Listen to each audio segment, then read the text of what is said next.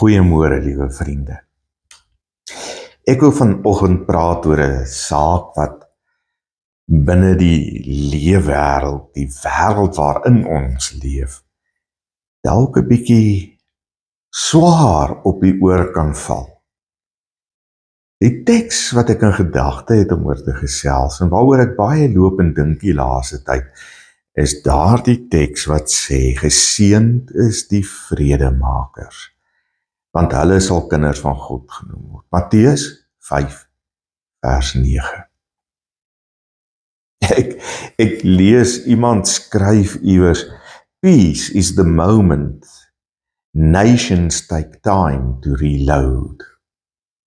Vrede is daai oomblik waar twee nasies of strydende partye gereed maak net om weer oorlog te maak.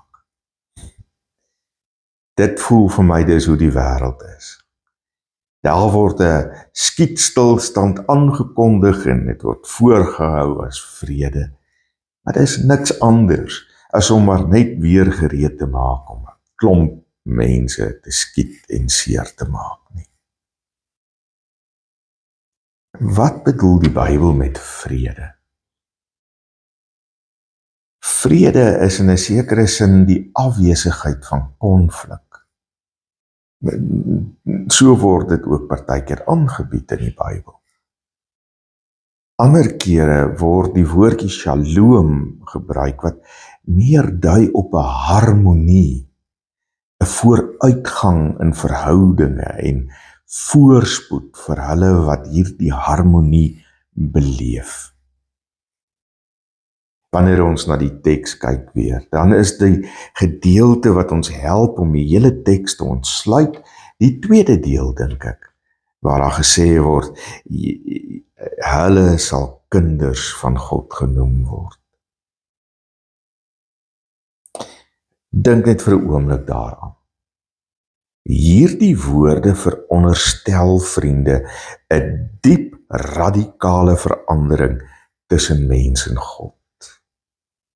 Naamlik dat hierdie verhouding wat eers 'n verhouding was van haat van ons kant af, van rebellie van ons kant af teenoor God, na 'n verhouding van harmonie en heelheid. Dit veronderstel ook die kinders van God deel, dat daar 'n identiteitsverandering gebeur het, dat daar iets met ons gebeur het, dat ons wat ver van God is, nou naby aan God gekom het, dat ons wat God se vyande was, God gehaat het, nou sy kinders is. Hy het ons aangeneem. Hierdie aannemingsproses het gebeur, naamlik dat Jesus Christus vrede gebring het tussen ons en God, vrede gemaak het tussen ons en God, harmonie gebring het tussen ons en God.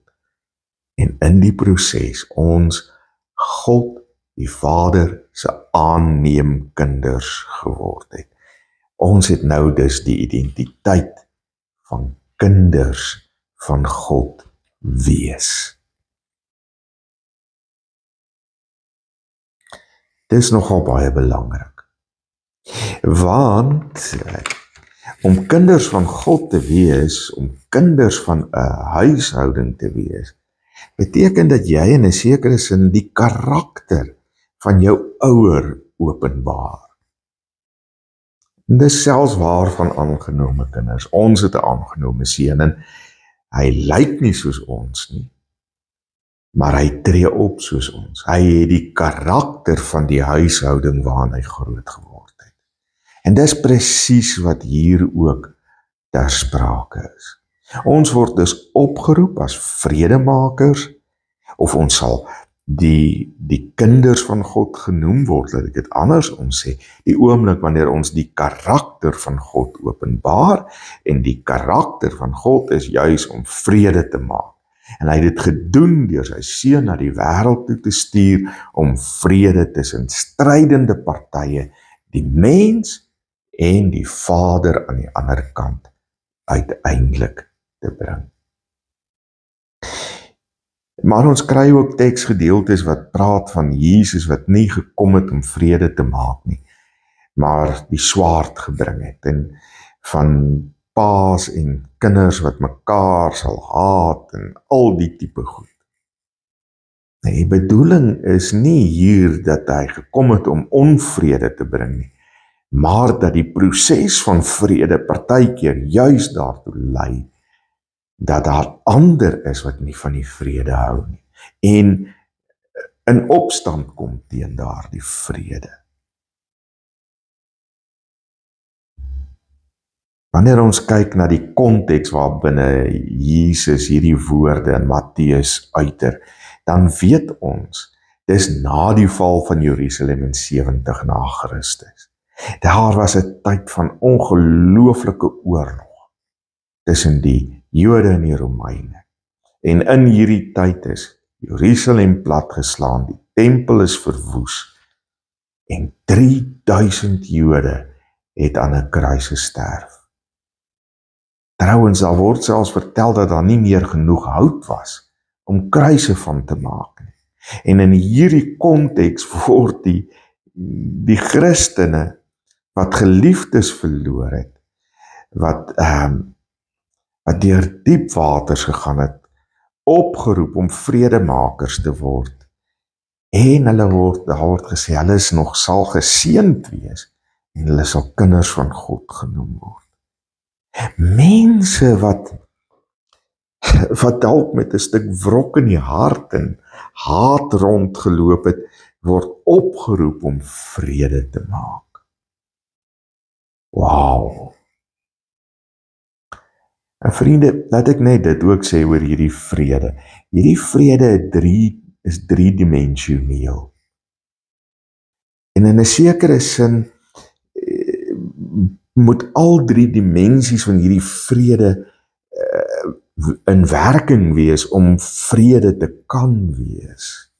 Die eerste is dat daar die vrede tussen my en God moet wees. En dit het die grondwerk, wil ek amper sê, vir daardie vrede om moontlik te wees, is reeds daar. Jesus het dit reeds gebring deur sy dood aan die kruis.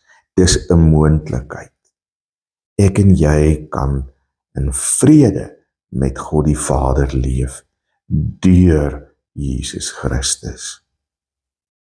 Maar dit beteken ook dat ons nou sy kinders geword het, soos wat ons gesê het, sy aangenome kinders, dat ons sy karakter openbaar en daarom ook vredemakers kan wees, dat ons horisontaal vrede met mekaar kan maak, mense ook kan help om vrede met God te kan maak. Maar daar is 'n skanier, die derde dimensie is 'n skanier as het ware. En dit is dat daar vrede met jouself moet wees.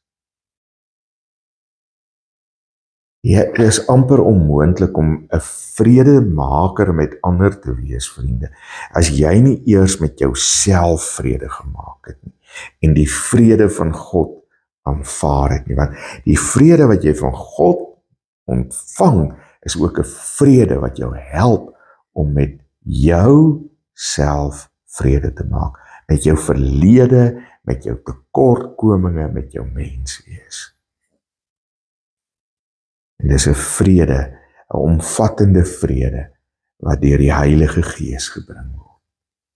Galasiërs 5 vers 22 noem hierdie vrede as deel van die vrug van die Gees.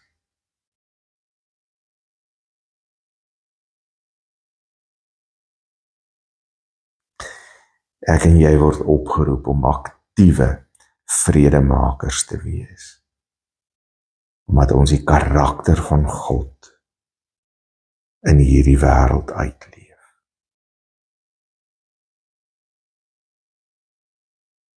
Ek wil afsluit met 'n verhaaltjie, liewe vriende. Daar was in die Tweede Wêreldoorlog 'n Duitse dominee wat gevange geneem is en in die tronk beland het in 1940 rond. En toe dit Kersfees word, kon hy nie anders as om te dink aan sy familie en te wonder, hoe hou hulle Kersfees nie, terwyl hy hier in die tronk is. Aanvanklik het hy homself bejammer en toe later, toe begin hy Kersliedere sing. En het daar 'n stuk vrede in sy hart begin terugkeer. Trouwens, so het die gevangenes saam met hom ook begin inval en saam met hom Kersliedere begin sing. En voor hulle self kon vind, het hulle iets van die vrede van Kersfees beleef. Daar in die tronk te midde van 'n oorlog. Vrede is nie net 'n skietstilstand nie. En die vrede waarvan hier gepraat word, is 'n vrede, vriende, wat te midde van die konflikte om ons ook ervaar en beleef kan word. Want is 'n vrede wat begin by 'n vrede met God.